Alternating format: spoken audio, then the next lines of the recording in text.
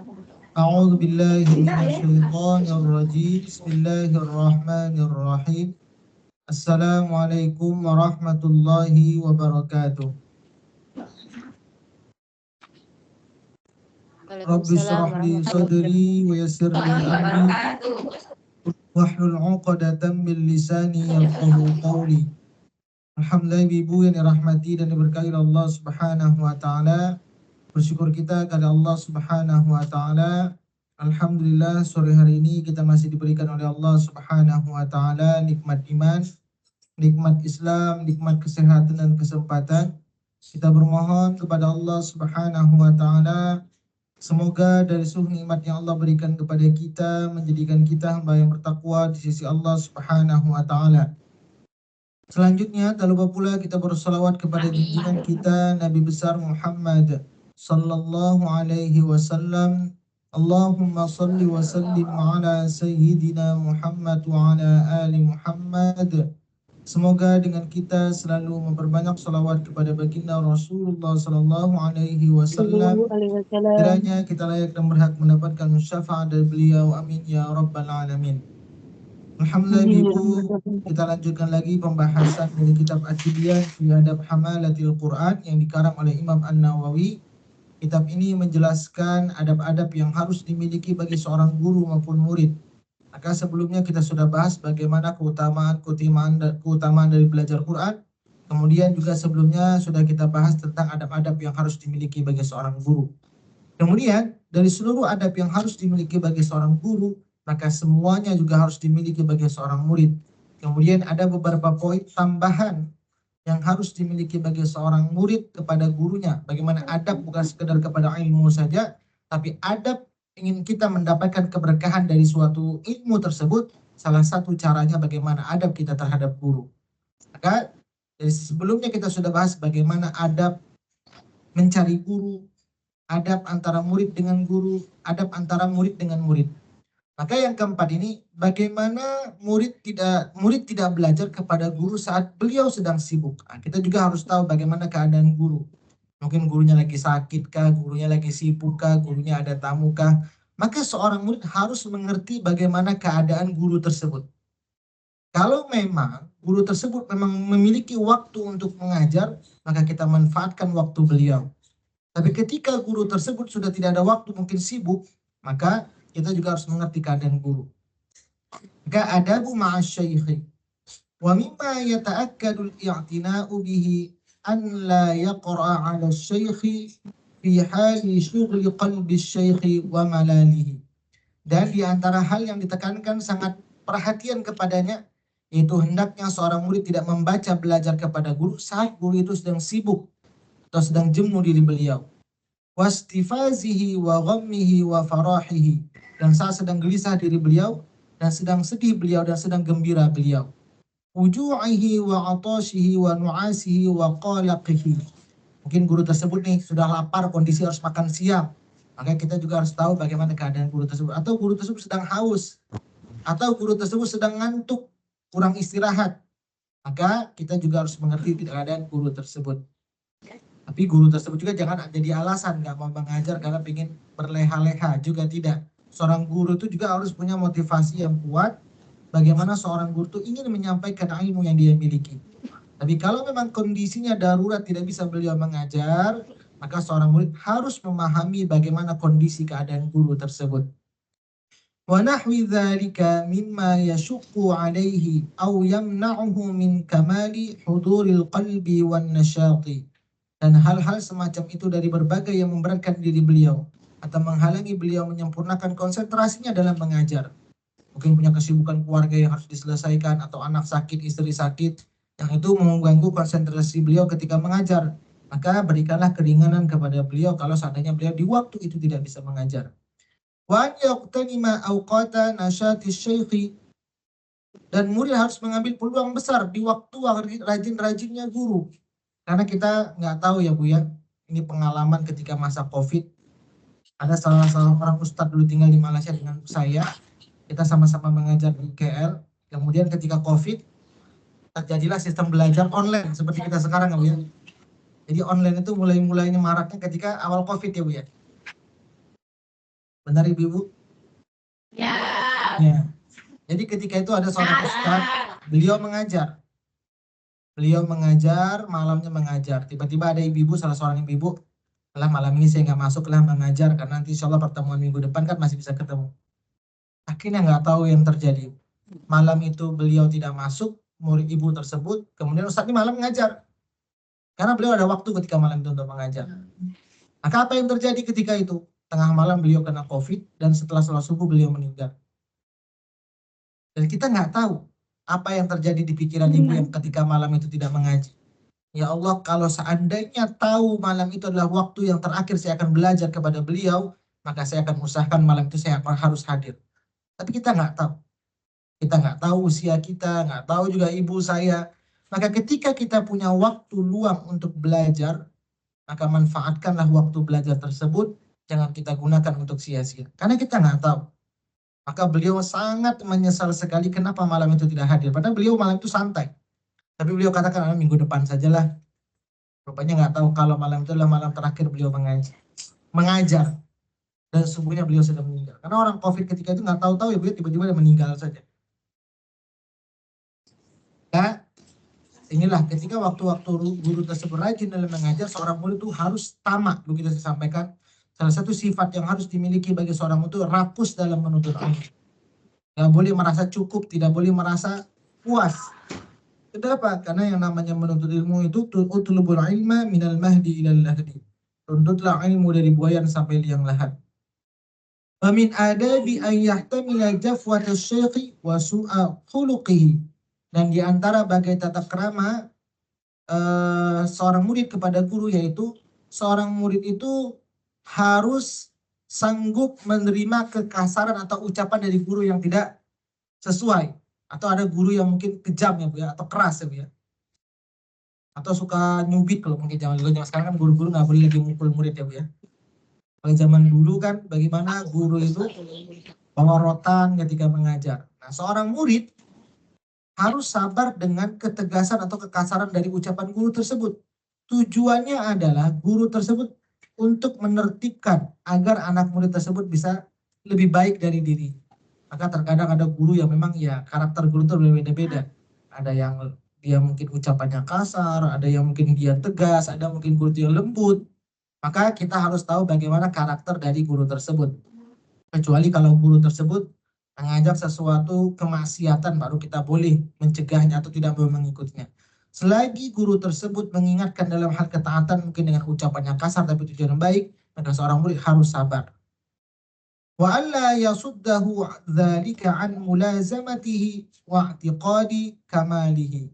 Dan janganlah hal itu menghalangi murid agar ketika melihat gurunya yang mungkin kasar ucapan, setelah itu saya nggak mau belajar lagi lah.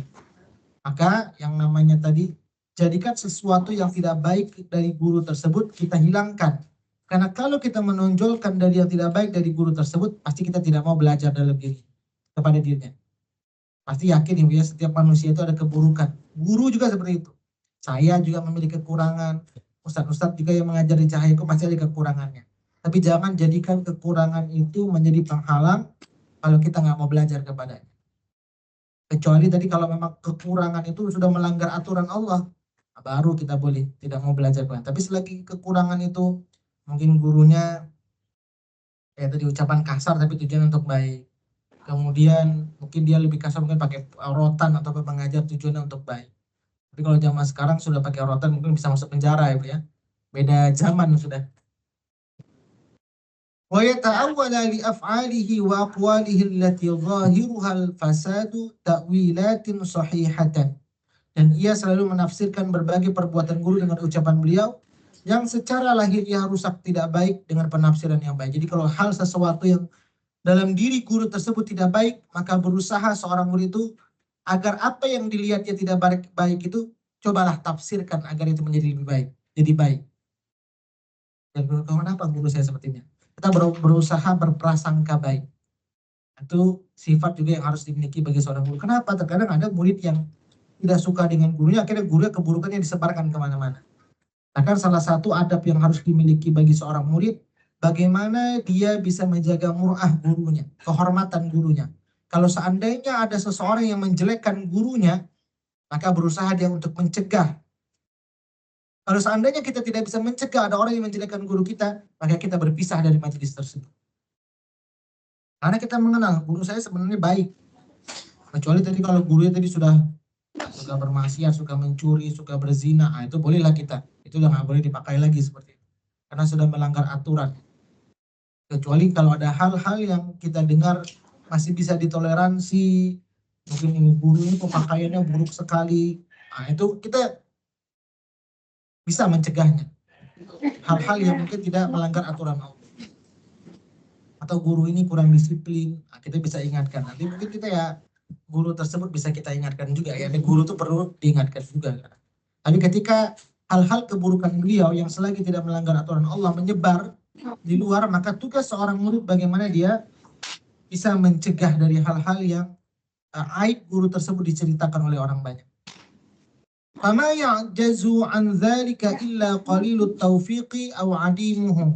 Maka yang tidak mampu melakukan hal itu hanyalah murid yang sedikit mendapatkan taufik atau tidak boleh bertaufik. Jadi seorang murid yang nggak bisa menjaga keburukan dari guru tersebut, maka dia akan sedikit sekali mendapatkan kebaikan dari guru tersebut. Wa idza jafahu syaikhu tada'a huwal i'tidhari ila syaikhi. Dan apabila guru berbicara kasar kepadanya, maka ia memulai lebih dahulu untuk meminta maaf kepada guru. Jadi kalau seandainya tiba-tiba guru marah, jangan biasakan guru tersebut minta maaf kepada murid, tapi kita selaku murid yang minta maaf kepada guru. Jangan-jangan kenapa guru ini marah, salah satu penyebab marahnya karena mungkin datangnya dari saya. Saya sulit dibilangi, saya nggak mau mengikuti aturan yang sudah dibuat oleh guru sehingga guru itu marah. Maka biasakan ketika guru sudah marah, maka seorang murid dialah yang pertama sekali harus minta maaf kepada guru. Wazhara anna dzamba lahu wal 'ataba 'alaihi. Dan ia menyatakan bahwa dosa satu kesalahannya dan ia menegur menyalahkan dirinya sendiri. Jadi seorang murid itu lebih utama bagaimana dia menintrospeksi dirinya. Jangan-jangan kenapa guru saya marah ini penyebabnya saya. Bukan langsung mencari kelemahan guru tersebut. Nah kondisi sekarang biasanya kalau sudah gurunya marah yang dicari kejelekan gurunya. Ada seorang murid yang terbaik itu adalah bagaimana murid tersebut mengintrospeksi dirinya, jangan-jangan kenapa guru saya seperti ini, jangan-jangan penyebabnya dari saya. Fadzalika anfa'u lahu fil akhirati wad dunya wa anqa liqalbi syaikhihi lahu. Karena hal itu lebih bermanfaat untuk si murid dan kemanfaatan itu bisa didapatkan untuk di dunia dan akhirat mereka, dan salah satunya bisa membersihkan hati guru kepada murid. Nah, kita kalau kepada guru itu kita sudah senang ya. Kenapa terkadang ilmu itu sulit kita pahami? Yang pertama, salah satunya kita tidak suka dengan pelajarannya. Yang kedua, kita tidak suka dengan gurunya. Mungkin ketika kita masa kecil-kecil dulu nggak suka dengan pelajaran, kita nggak dapat apa-apa. Nggak suka dengan gurunya, bukan terlalu cerewet. Akhirnya kita nggak dapat apa-apa gitu. Gurunya suka marah-marah, jadi kita nggak dapat apa-apa. Setiap mau belajar bawaannya takut melulu. Akhirnya nggak dapat apa-apa. Kalau ibu-ibu dengan saya takut nggak kalau belajar? Ibu yang takut nih sama yang biasa saja. Enggak takut, Tat. Tidak takut, Ustaz. Malah ditunggu-tunggu. Ustaz enggak galak. Ustaz enggak bisa galak. Jadi yang pertama, seorang murid itu selalu, kenapa setiap sebelum mulai belajar harus bersihkan niat? Bersihkan niat karena Allah, bersihkan hati kita kepada guru. Sehingga itulah yang membuat ilmu itu mendapatkan keberkahan. Jadi kalau selama ini mungkin dari antara kita, saya juga kan pasti, mungkin saya guru dari ibu, tapi saya juga punya guru ketika saya belajar. Maka kita selalu harus membersihkan bagaimana diri kita ini jangan memiliki prasangka buruk terhadap guru kita. Wa qad qalu man lam yasbir ala dhulli ta'allumi baqiya umurahu fi amayatil jahalati. Dan sungguh para ulama telah berkata, siapa yang tidak bersabar atas kehinaan belajar, maka di sisa umurnya berada dalam kesesatan kebodohan. Yang namanya belajar itu sebenarnya sama seperti orang kerja, capek ya Bu ya. Nggak ada yang nggak capek, belajar juga capek, kerja juga capek. Makanya terkadang kalau kita punya anak, tidak pantas kalau kita berbicara juga kepada anak, saya ini sudah capek-capek kerja, kamu tinggal belajar, nggak mau serius. mereka pun juga sebenarnya capek. Kita capek bekerja, mereka juga capek bagaimana harus paham dengan mencari ilmu tersebut. Jadi sama-sama. Yang ibu-ibu belajar nih mereka harus sabar berjuang dengan letihnya belajar. Karena yakinlah setiap letihnya kita belajar, man salaka tariqan yaltamisu bihi ilman, sahhalallahu bihi tariqan ilal jannah. Setiap langkah yang kita gunakan untuk menuntut ilmu, maka sesungguhnya langkah kita adalah langkah untuk menuju surganya Allah Subhanahu wa taala. Maka dalam surah Al-Mujadalah Allah berfirman, afatul ilma darajat. Setiap ilmu yang kita fahami dari majelis ilmu tersebut, Allah akan angkat derajat kita. Maka yakinlah Allah akan angkat derajat ibu semuanya ketika kita memahami dari suatu ilmu.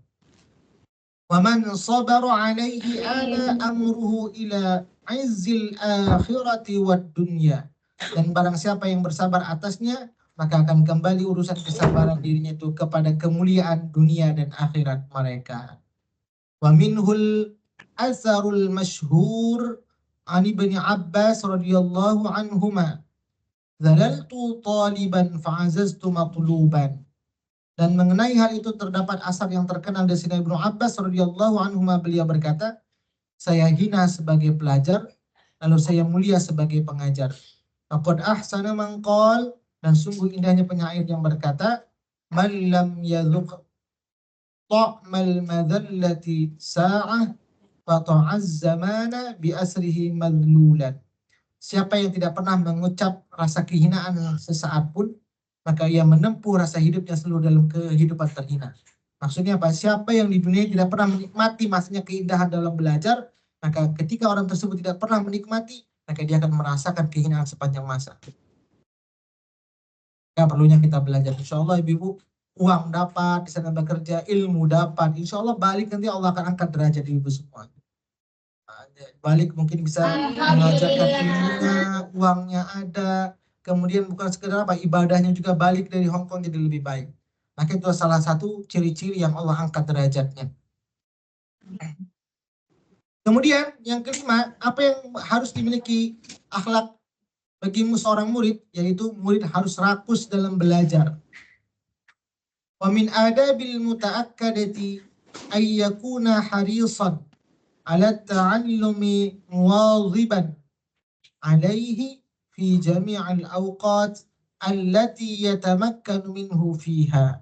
Dan di antara bagai tata krama seorang murid yang dia tekankan, ia harus bersikap rakus untuk belajar. Jangan merasa puas. Kalau orang makan rakus, tapi ketika dia sudah kenyang berhenti. Tapi kalau orang yang namanya belajar, dia akan ada rakusnya saja tanpa berhenti. Ibu mungkin lagi lapar ya Bu ya, nggak makan. Kemudian makan tuh rakus, congok, nambah. Tapi kalau sudah penuh berhenti juga. Tapi kalau yang namanya belajar, dia rakus tapi tanpa berhenti. Itu bedanya. Kemudian lagi merutinkan dirinya di atas semua waktu yang berkesempatan dirinya di waktu tersebut. Jadi ketika kita memang punya waktu luang untuk belajar, gunakan waktu tersebut. Ya, mungkin ya di antara ibu ketika libur seperti ini dia pergi santai, karaokean, nyanyi, libur sana sini jalan-jalan. Tapi ada orang yang ketika dia tahu, wah waktu libur, saya harus mencas diri saya ketika libur itu. Belajar, meningkatkan keimanan, meningkatkan ketakwaan. Maka inilah orang-orang yang memanfaatkan waktu tersebut sebaik mungkin. Wala yang yaqna'a bil qalili ma'a tamakkunihi minal katsiri. Dan ia tidak pernah puas dengan ilmu yang sedikit, disertai masih memungkinkan baginya untuk mendapatkan ilmu yang lebih banyak lagi. Wala yuhammila nafsahu ma la yutiqu makhafatan minal malali wa dhaya'i ma hassala. Dan ia tidak akan membebani diri dari sesuatu yang dia tidak sanggup karena khawatir menjadi bosan. Jadi ketika belajar itu ibu harus tahu kira-kira kadar kemampuan saya ini bagaimana. Kalau terlalu banyak dari pagi juga semua ingin dihafal, nggak mampu, dikhawatirkan menjadi bosan, maka jangan. Maka kita cari yang kira-kira apa yang kita pelajari itu membuat kita menikmati. Oh, saya suka belajar ini, saya suka belajar menjahit, saya suka belajar timbun nabawi, saya suka belajar mengaji, saya suka belajar bahasa Inggris, saya suka belajar komputer. Maka segala sesuatu yang kita nikmati itu akan membuat kita nyaman dalam belajar dan jauh dari kebosanan. Wa hadza yakhtalifu bi ikhtilafin nas wal ahwal. Dan kondisi ini berbeda-beda dengan perbedaan manusia dan kondisi-kondisinya. Ada orang memang dalam belajar itu berbeda-beda.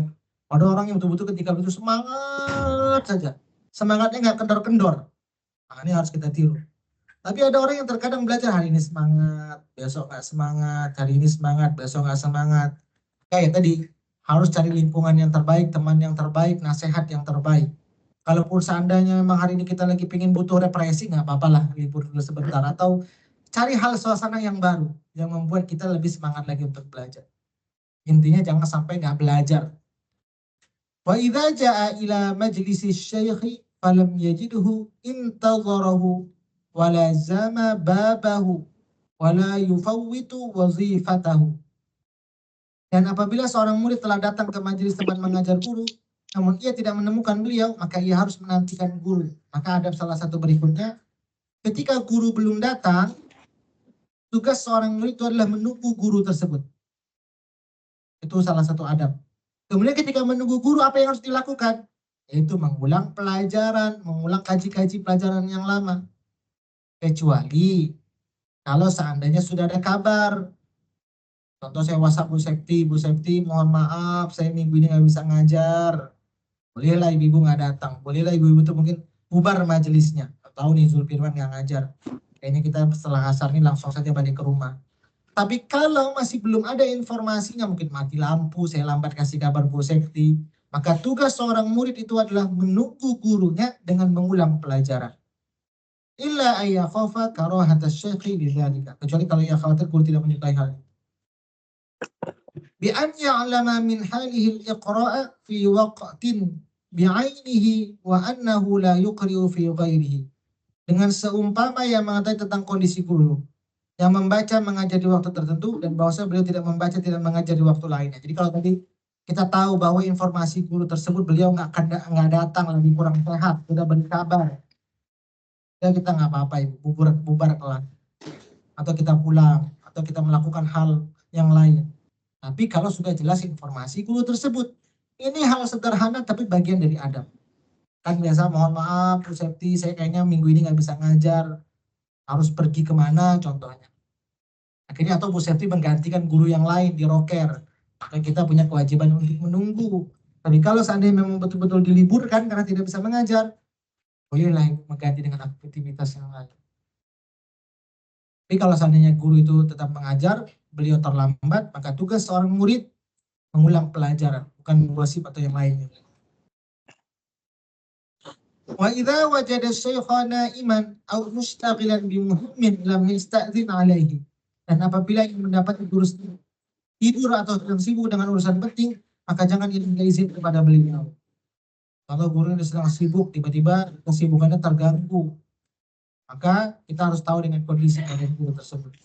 Bal yasbir idza stayqadhihi aw faraghihi. Akan tetapi kita bersabar sampai guru itu terbangun atau sampai waktu beliau itu luang.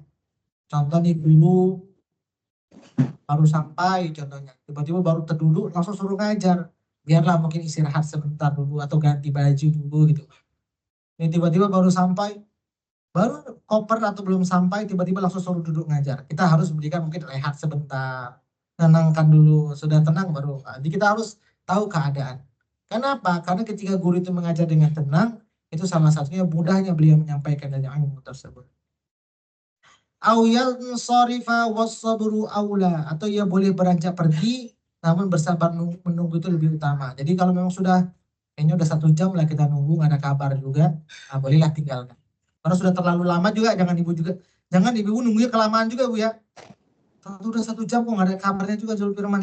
Sampai ibu udah nunggu 1 jam lebih, ya udah nggak apa-apa lah. Karena memang sudah terlalu lama juga menunggu. Tapi kalau baru 5 menit, ya tunggulah sebentar. Jadi kalau 1 jam, 2 jam nunggu nggak datang juga, nah, sepertinya pasti sudah keputusan nggak datang.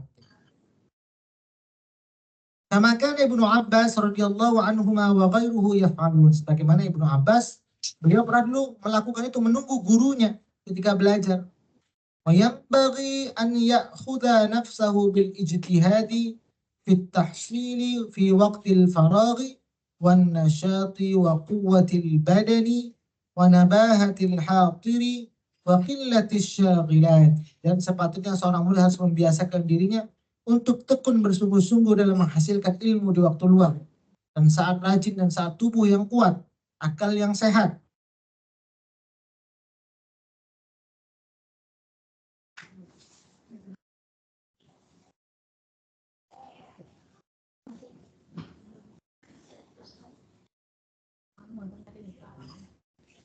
Kita sudah banyak kesibukan, kita nggak punya lagi waktu untuk belajar.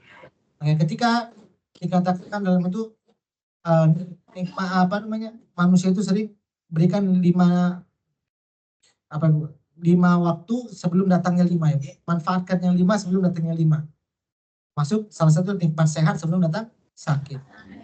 Waktu luang sebelum datang waktu sempit. Waktu muda sebelum datang waktu tua. Jadi itu semuanya. Maka dari hal-hal yang menyibukkan kita. Faqad qala Amirul Mukminin Umar bin Al-Khattab radhiyallahu anhu, tafaqqahu qabla an tusawwadu. Maka karena sungguh telah berkata Amirul Mukminin Umar bin Khattab, kalian menjadi pandailah sebelum kalian menjadi seorang pemimpin. Ini namanya pemimpin itu sudah diikuti ya. Kalau pemimpin itu sudah sibuk, presiden, wakil presiden, mereka tuh seharusnya jadi orang yang cerdas sebelum mereka jadi pemimpin. Kenapa? Kalau mereka jadi pemimpin sudah dalam kondisi orang yang bodoh, maka itu mereka akan diikuti kebodohan mereka. Maka ketika mereka sudah jadi presiden, wakil presiden, nggak ada punya waktu lagi untuk belajar. Maka ketika kita sebelum menjadi pemimpin, banyak-banyaklah belajar kita. Karena ketika saat seorang pemimpin itu kita diikuti. Kalau kita mengikuti yang salah, otomatis masyarakat itu juga akan jadi rusak.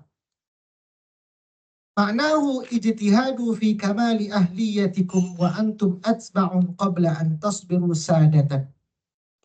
Pengertian ucapan beliau itu bersungguh-sungguhlah kalian dalam menyempurnakan keahlian ilmu kalian saat kalian masih menjadi pengikut, belum kalian menjadi pemimpin. Fa innakum idza sirtum sadatan matsbu'ina imtana'tum minat ta'allum. Karena sesungguhnya kalian apabila telah menjadi pemimpin yang diikuti, maka kalian akan terhalang kalian untuk belajar. Orang sudah sibuk dengan pemimpin sulit untuk bisa duduk-duduk seperti kita santai belajar baca buku. Mereka sudah sibuk, banyak yang diurus. Urus bencana, urus ini sana sini, nggak bisa lagi duduk-duduk. Nah kalau sudah mereka ilmunya tidak mumpuni, kita terikut jadi pemimpin yang salah. Irtifa'i manzilatikum, lain ditanya lain dijawab. Itu kalau pemimpin kurang ilmu juga, ditanya lain jawabnya lain, itu kurang ilmu. Dan mereka kalau sudah sibuk seperti itu nggak sempat lagi untuk belajar. Irtifa'i manzilatikum wa kasrati syughlikum, karena tingginya posisi kedudukan kalian dan banyak kesibukan kalian. Fahadzal ma'na qaulil Imam Syafi'i radhiyallahu anhu, tafaqqahu qabla an tar'asa fa idza rasta fala sabila ila tafaqquhi. Dan hal ini semakna dengan ucapan Imam Syafi'i, menjadi pandailah kamu sebelum kamu memimpin. Karena apabila kamu telah menjadi pemimpin, maka tidak akan ada lagi jalan untuk pandai. Ya, kita lanjutkan lagi. Yang keenam, berangkat pagi-pagi ke guru. Nah, kita dianjurkan. Kalau bisa lebih baik murid dulu duluan sampai dibandingkan guru. Maka seorang murid adatnya adalah berpagi-pagi. Dulu juga bagi seorang guru kalau bisa juga dia menunggu muridnya. Jadi di antara kedua ini saling berpikir cepat. Tapi kalau kita punya guru contoh, ala guru ini suka lambat. Murid pun berpikir, ini lu gurunya sering lambat 20 menit, saya lambat juga lah. Pasti guru ini nggak pernah cepat dapat. Murid pun berpikir lambat. Tapi kalau kita berpikir, wah ini murid-muridnya selalu cepat, guru pun nggak ingin lambat. Sama-sama saling berlomba cepat sampai di tempat belajar. Jadi guru pingin cepat, murid juga pingin cepat. Sama-sama, sehingga pelajaran itu tidak tertunda. Wayambaghi an yubakkira bi qira'ati 'ala syekhi awwalan nahari. Dan sepatutnya seorang murid berpagi hari untuk membaca, belajar kepada gurunya di permulaan siang hari. Kemudian memang kalau ditanya, waktu yang terbaik untuk belajar itu juga adalah di pagi hari. Pikiran kita belum terlalu sibuk. Maka baginda Rasulullah itu mendoakan umatnya di pagi hari. Di hadits Nabi sallallahu alaihi wasallam, Allahumma barik li ummati fi bukuriha. Berdasarkan hadis Nabi, beliau berdoa, ya Allah berikanlah keberkahan pada umat saya di pagi hari. Jadi kalau kita melakukan banyak kebaikan di pagi hari, maka baginda Rasulullah mendoakan untuk umatnya agar banyak diberikan keberkahan kepada mereka. Apa itu keberkahan? Itu banyak kebaikan. Wa yanbaghi an yuhafidha ala qiraati mahfuzihi, dan sepatutnya seorang murid untuk selalu memelihara atas bacaan hafalan. Seorang murid harus rajin mengulang pelajaran. Wa yanbaghi alla yuthira bi naubatihi ghairuhu. Nah, sepatutnya tidak memprioritaskan memberi kesempatan terlebih dahulu kepada orang lain di waktu giliran membaca belajar kepada guru. Jadi kalau kita sanggup Ibu, guru menyuruh kebaikan, tiba-tiba kita arahkan kebaikan itu kepada teman kita, maka selagi kita mampu melakukan kebaikan tersebut, jangan serahkan kebaikan itu kepada orang lain. Contoh, Bu, tolong baca. Yang lain aja lah Ustadz, jangan saya. Padahal kita mampu bacanya. Maka hukum memberikan kebaikan kepada orang lain itu adalah makruh kalau kita sanggup melakukan. Jadi jangan lempar-lempar kebaikan. Saya siap Ustadz, contohnya. Kenapa? Karena memang kita dianjurkan berlomba-lomba dalam kebaikan. Fa inna itsara bil qurabi makruhun. Pada sungguh memberikan prioritas kepada orang lain dalam hal mendekatkan diri kepada Allah itu hukumnya makruh. Bi khilafil itsari bi hutuzin nufusi fa innahu mahbubun.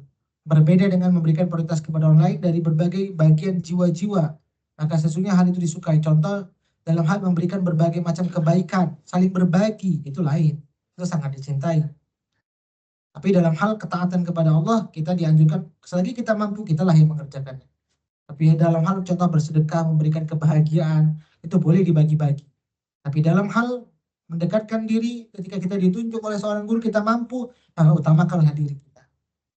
Fa'in ra'a asy-syaikhu al-maslahata fil itsari fi ba'dil awqat bi ma'nan syar'iyyin.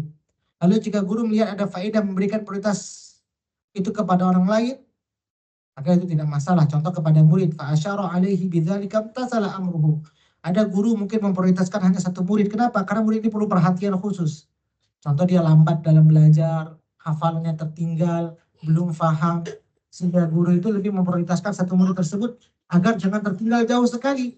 Maka itu tidak masalah. Wa mimma yajibu alaihi wa ta'akkadul wasiyatu bihi alla yahsida ahadan min rufqatihi aw ghairihim ala fadilatin zara'ahu Allahu iyyah. Dan di antara hal-hal yang wajib bagi seorang murid dan wasiat yang ditekankan dengannya, yaitu murid tidak boleh dengki. Murid itu nggak boleh memiliki sifat dengki di antara sesama temannya. Nih guru nih, ini saja murid yang didekatinya, yang saya nggak dipedulikan. Nah, murid tersebut mungkin tadi guru tersebut pengen, oh ini murid mungkin perlu pendekatan khusus sehingga nanti sama-sama bisa memahami. Jadi seorang murid itu nggak boleh dengki. Ini Ustadz ini aja orangnya, saya nggak dipedulikan. Nggak boleh seperti itu. Wala ya'jaba bima hassalahu.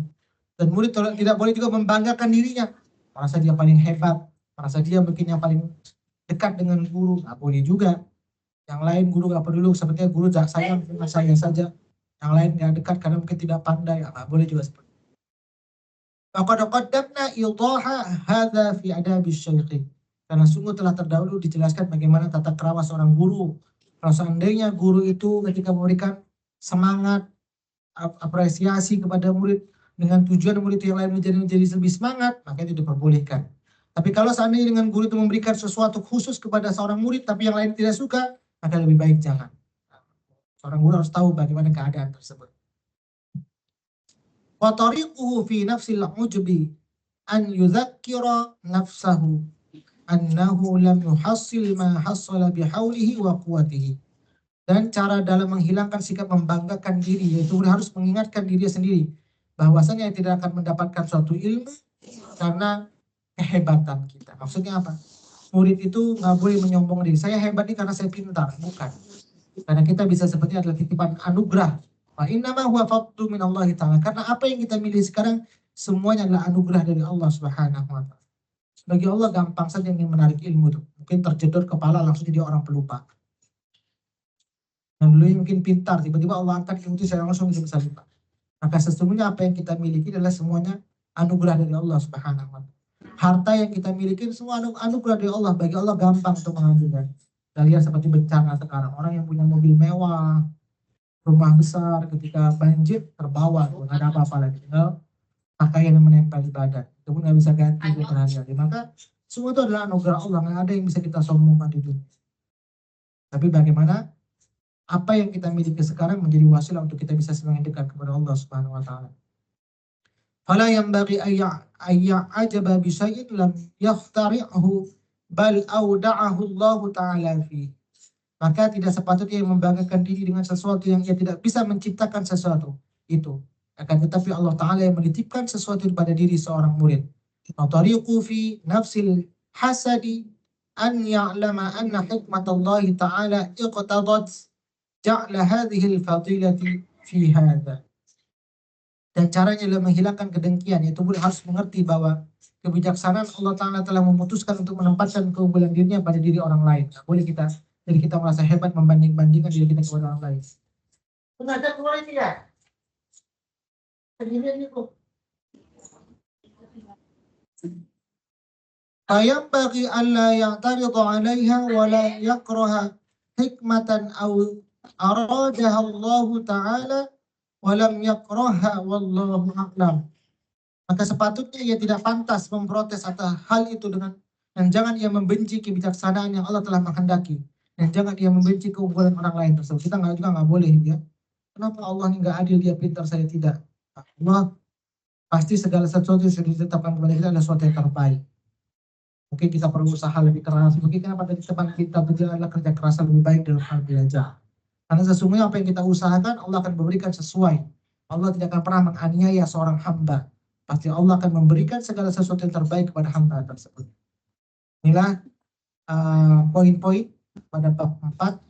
Bagaimana seorang murid harus rakus, bagaimana adab ketika bertemu guru. Kemudian kita harus berpagi-pagi lebih awal juga ketika belajar. Silakan sampai sini ada pertanyaan.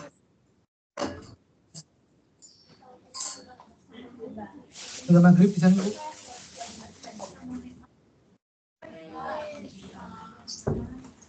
Oh tidak, Ustaz. Sama harus bertanya enggak? Tidak bertanya. Kamu nanya? Belum, Ustaz. Ya. Kalau tidak ada lagi kita cukupkan ini. Iya, Ustaz. Sudah maghrib di sana, Ibu? Sudah maghrib? Sudah, Ustaz. Ya, kalau tidak lagi ini saja mungkin. Mudah-mudahan yang sedikit ini bisa manfaat untuk kita semuanya. Mudah-mudahan ini menjadikan adab kita ketika kita belajar, menghargai guru, menghargai ilmu. Karena sesungguhnya dengan kita menghargai ilmu, menghargai guru, itu salah satu keberkahan dari ilmu yang kita dapatkan. Keberkahan itu mungkin kita nggak rasakan sekarang, tapi ketika ke depannya, mungkin kemanfaatan ilmu kita ini adalah salah satu keberkahan dari guru kita. Keberkahan dari kita menuntut ilmu. Sehingga dampaknya bisa bermanfaat dirasakan oleh banyak orang. Mudah-mudahan yang sedikit ini bisa manfaat untuk kita semuanya. Kita tutup dengan doa. A'udzu billahi minasy syaithanir rajim. Bismillahirrahmanirrahim. Alhamdulillahi rabbil alamin. Hamdan yuwafi ni'amahu wa yukafi'u mazidah.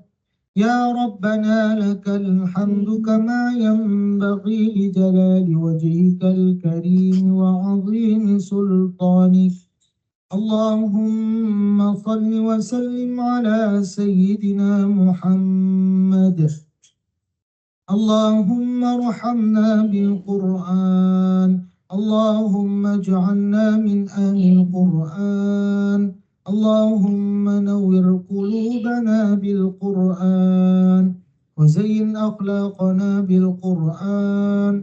Wa adkhilna al jannata bil Qur'an. ونجنا من النار بالقرآن ربنا آتنا في الدنيا حسنة وفي الآخرة حسنة وقنا عذاب النار وصلى الله على سيدنا محمد وعلى آله وصحبه وسلم سبحان ربك رب العزة عما يصفون وسلام على المرسلين والحمد لله رب العالمين.